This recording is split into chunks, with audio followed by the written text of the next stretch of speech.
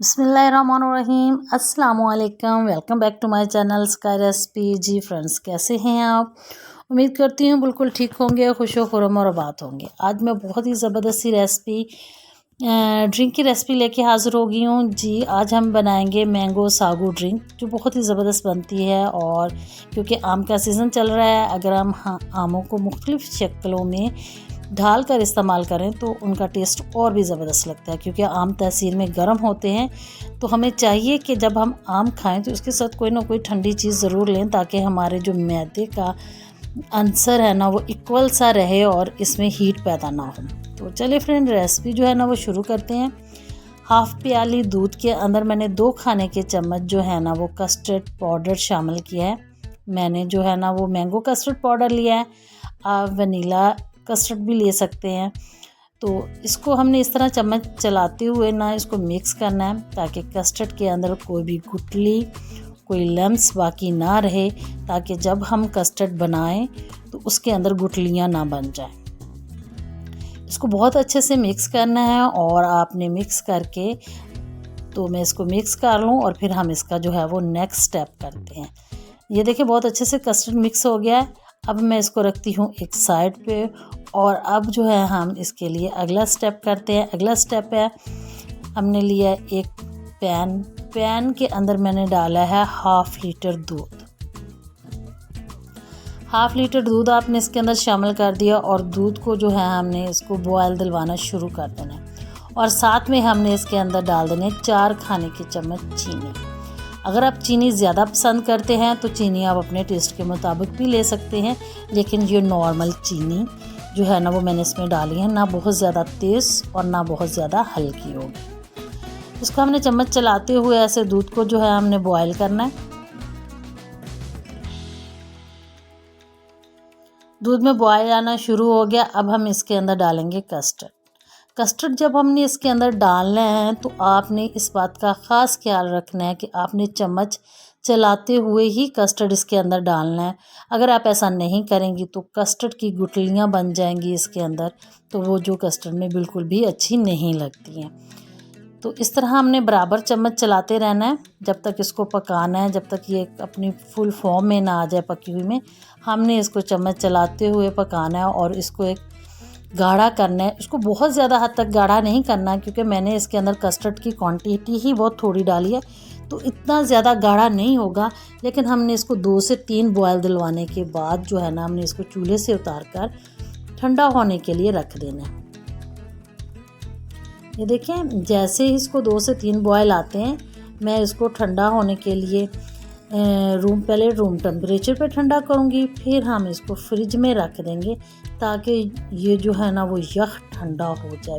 हमें बिल्कुल यख ठंडा चाहिए। हम इसमें बर्फ़ शामिल इस रेसिपी में नहीं करेंगे, तो हमने जो है ना इसको ऐसे ही ठंडा करना है। साबूदाना बॉयल करने के लिए मैंने पानी जो है ना वो चूल्हे पे चढ़ा दिया है। 2 खाने के चम्मच जो है ना वो मैं साबूदाना जो है ना इसके अंदर बॉयल करूँगी। ये देखिए, 2 खाने के चम्मच जो है ना साबूदाना बॉयल हो रहा है, और साबूदाना क्योंकि तो वाइट फॉर्म में होता है, हमने इसको ट्रांसपेरेंट करना है। यूं ही ये ट्रांसपेरेंट हो जाएगा, हम इसको बॉयल करके इसको उतार कर इसका पानी जो है ना रिमूव कर देंगे, और इसके ऊपर ठंडा पानी डालेंगे।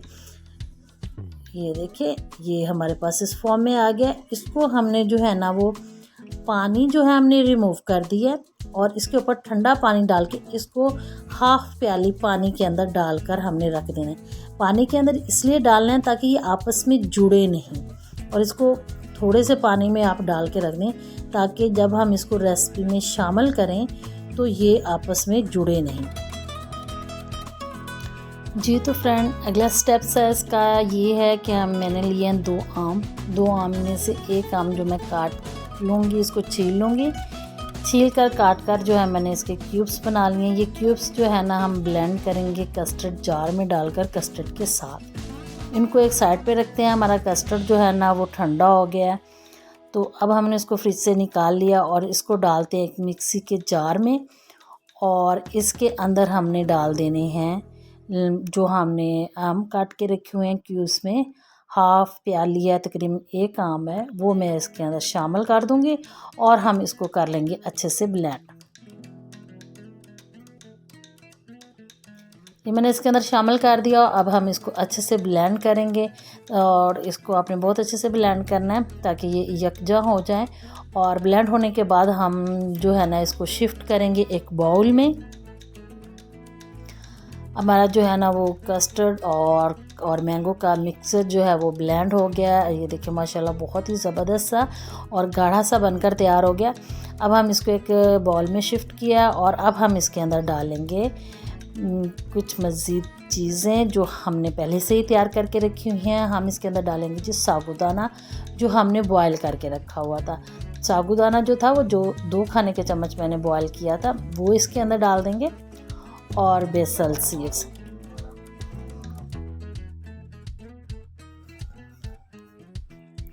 जी तो फ्रेंड्स साबूदाना डालने के बाद अब हम इसमें डालेंगे बेसल सीड्स यानी कि तुखे मलंगा जो मैंने 2 खाने के चम्मच थे ना वो भिगो के रख दिए थे 1 घंटा पहले।